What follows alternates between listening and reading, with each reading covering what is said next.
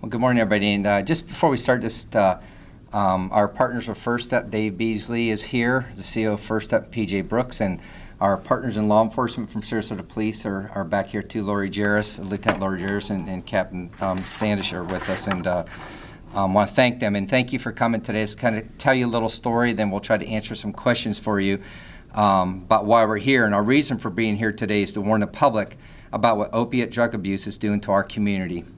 Aptly named Operation Spring Smackdown, the commonality in almost all these arrests is heroin, which, as you know, is commonly referred to as smack.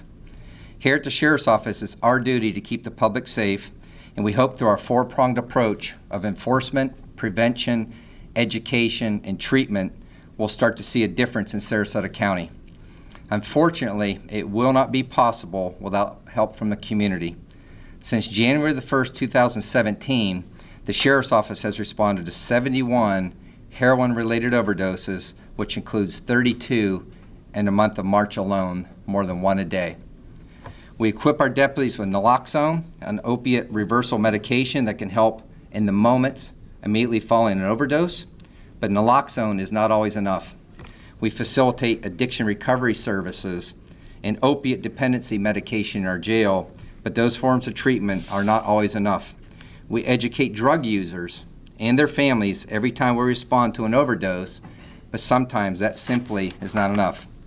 For those reasons, in keeping with our philosophy of intelligence-led policing and intelligence to action, we set aside 31 days to clean the streets of heroin, meth, prescription pills, fentanyl, and other opiate derivatives. Between March 1st and March 31st, 28 people you see here were all arrested on various drug crimes.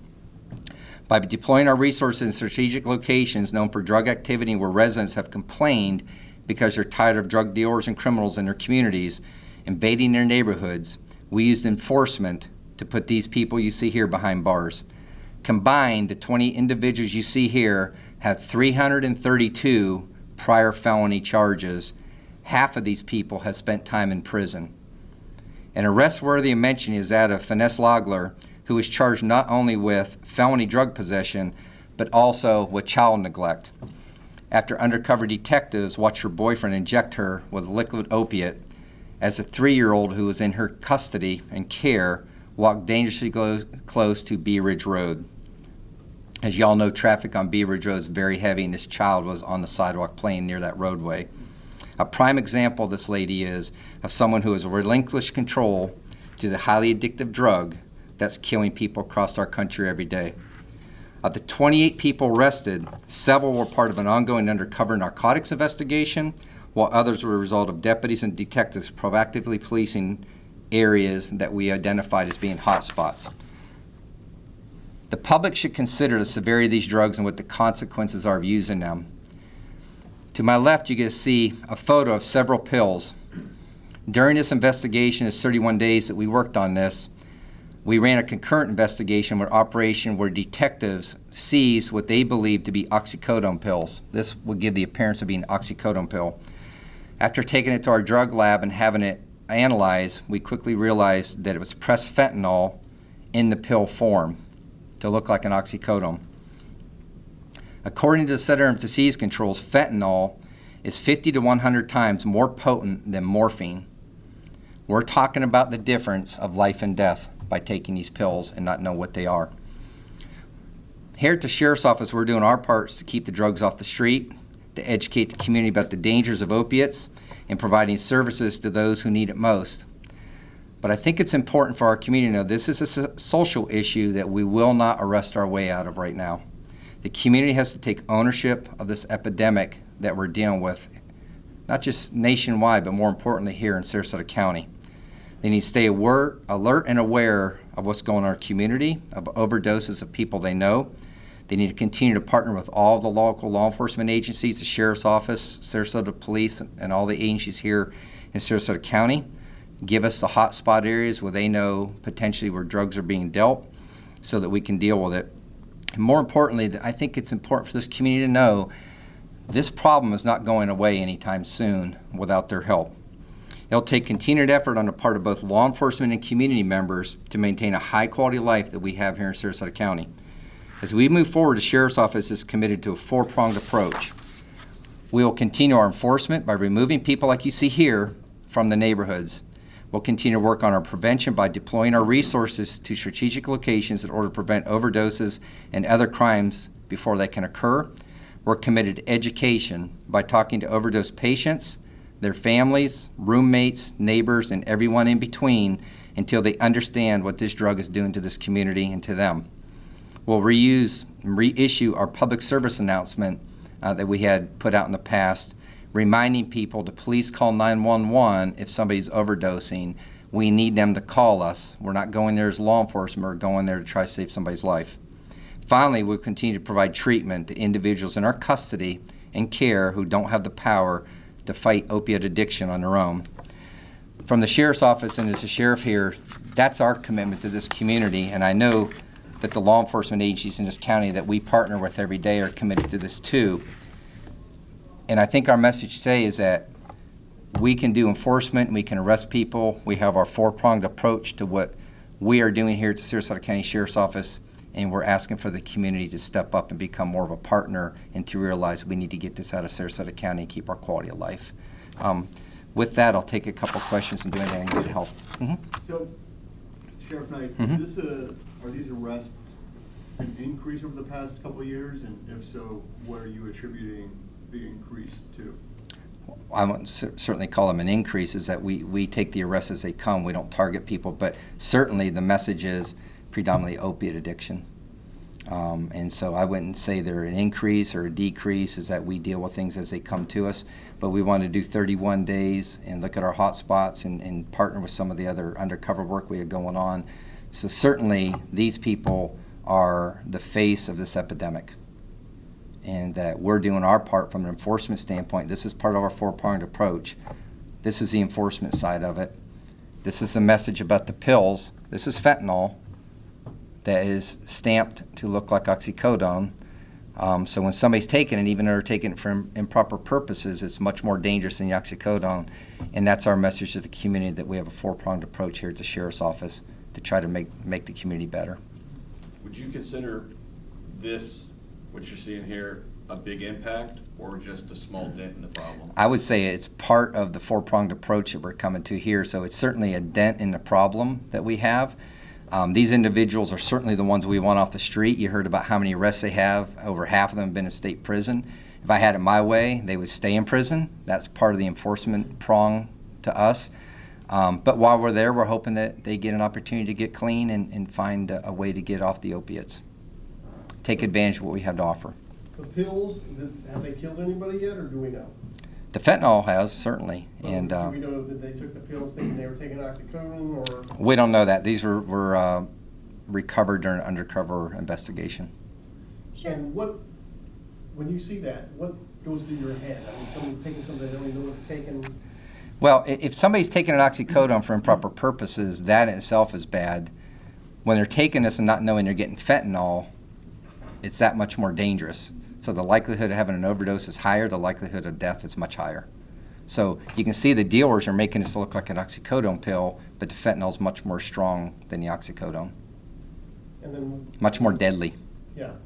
I mean, what kind of crime? The people that sell that have something different? Is it a higher degree? A different degree. That's up to the state attorney when they prosecute them. We just arrest them for dealing.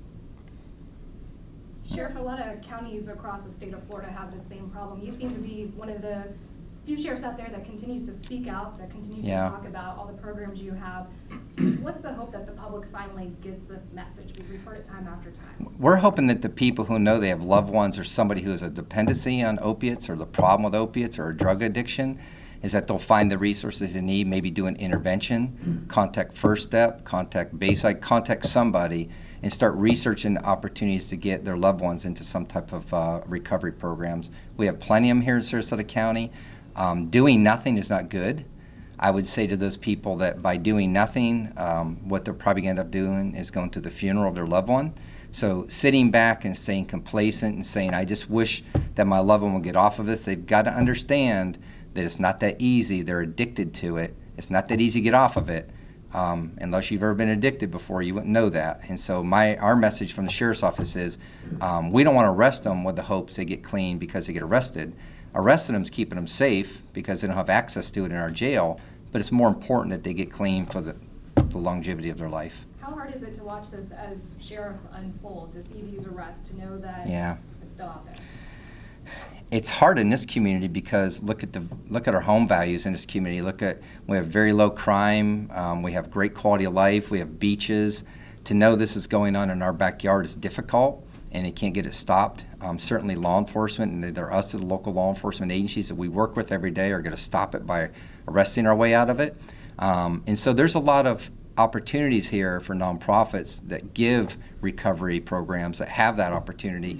There's opportunities here for you to get your loved ones clean. You just got to find it and take advantage of it, and don't be complacent by sitting there waiting for somebody else to do it for you. Our message is become engaged, learn more what's going on, learn about the resources that are in this county, and don't wait for law enforcement to arrest somebody to try to get them clean. Sheriff, could you go a little bit more in depth into your education efforts? Because obviously you arrest these 28 people, but this problem isn't going away because these arrests. Yeah. Well, certainly part of our prevention programs, our education programs, is we have our public service announcement that'll be going up again online in different avenues that our community affairs office will determine is the best place to reach people. We have First Step with us here today, with symbolic of the hopes of our partnership. Coastal Behavioral Systems is involved with us. Sarasota Memorial Hospital is involved with us. So the prevention side of it, the education side of it is, again, today is education, with the hopes that the media will continue to push it out to our community to say, law enforcement is not going to fix this social problem. This has got to be a community problem and a community fix, and using all those resources to get people healthy. Do you think you can be part of that community fix beyond just the arrests? As a sheriff's office? Oh, absolutely. We are engaged. We're on all these boards, different nonprofit boards. I think if you even look at our jail, our addiction recovery program, we're involved with drug court. We provide Vivitrol shots inside of our jail to reduce people's needs for the opiate or the addiction to the opiate. So we're heavily engaged. We're probably doing more than law enforcement is really expected to do, or law enforcement is designed to do, is to keep people safe is what we're designed to do. But we're doing a lot of social issues now with trying to get people clean. We have great nonprofits here we're partnered with, and I would encourage people out there to use this opportunity to become more engaged and learn more about what's going on in the community, not just if you have a loved one that's addicted, but to find the resources to get them healthy before we have to arrest them, or we come to them and have to save them from an overdose, or worst part is that we go to an overdose where it's fatal. Is this one of the biggest public safety issues that faces the community? Yeah, it's a great question because our crime rate continues to go down. We have very low crime in Sarasota County. We have our tourism, we have our beaches, and so our crime's going down. We're dealing with this issue, this epidemic. It's a national issue, but we're dealing with it here. And it saddens me that we're in this great community with all this wealth and money, and we still have this problem. And that's why I'm asking for the community to step up and become part of more of the solution, not waiting on law enforcement to be the person or the groups that's going to solve this problem. I think for those who have been around, I've been around 30 years, we saw crack cocaine, and we couldn't arrest away with crack cocaine. That had to have other solutions attached to it. But this one, I don't know what the final solution for this is going to be, because this is so broad-based, it's across so many different demographics. That's why the community's got to become more involved and more engaged and to get their own people healthy. Are these folks a mixture of dealers and users? Yes. Yeah, all the above. And then you mentioned a certain number of overdoses for the year. Do you know how many of those resulted in death? In 2000, I'll give you the numbers. In 2016, we deployed, our deputies with naloxone deployed 61 times and saved 56 people. So there was some deaths there. We deployed our naloxone 80 times total right now, but we could get you the amount of overdoses. The medical examiner has all the numbers for the county. We have our numbers. Of course, Sarasota Police had a huge problem last week. You saw them come out with it. So I think the countywide numbers would be from the medical examiner's office, but we could get those. Okay.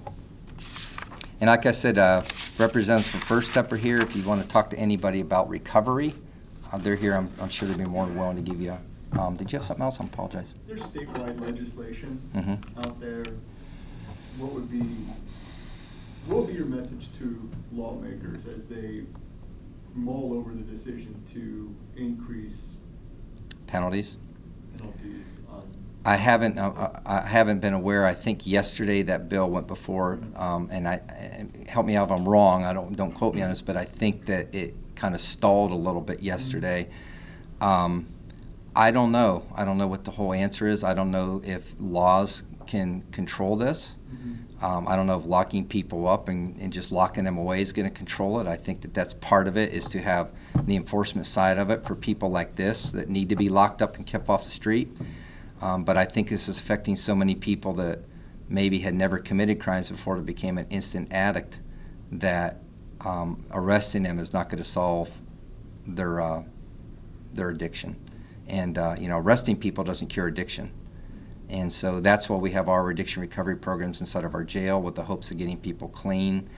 Our Vivitrol program that we work with Judge Owens in drug court. So we're doing everything we can do, but certainly I think it's been proven that locking people up won't cure addiction. Is funding an issue? Would increased funding help? No, I don't think increased funding is it. I think community awareness and becoming engaged with your loved one who has an addiction and finding those resources to get them clean is more important than funding. Okay? If you could talk a little bit about kind of the demographics that this is affecting. Well, as you can see here, there really is no demographics like we've seen in the past. 30-some years ago, drugs were certain people were using them. This is affecting everybody. There is no age range, no gender, no race. This opiate problem is affecting everybody from Inglewood to North Sarasota. It doesn't matter what community it's in, middle class, upper middle class. It's affecting everybody. It's a highly addictive drug, and it's just broad-based. That's why I think it's going to be much more difficult for this to be resolved than what we saw with crack cocaine some 30 years ago. And that's why it's so important for the community to get involved and get engaged and learn more about it and get engaged with getting your loved ones healthy. Any idea where the drugs are coming from? Mexico. Mexico. Yeah. The synthetic drugs are from China. The fentanyl, the synthetic drugs come from China through Mexico. They lace it together with the heroin, stretch it out, comes in through Atlanta and down from Atlanta down into here. Okay. What are the hopes of cutting off those pipelines? Yeah, that's what our hopes is that they can secure our community. Our hopes from the federal side of it would be, we can handle the street level here. We can work on it with our partners and our local law enforcement if we can get it, Okay. get our border secure. How's that sound? And from a standpoint of drugs, if we can keep our drugs out of our borders, that would be better than any wall that I would want to put up around Sarasota County. Thank you.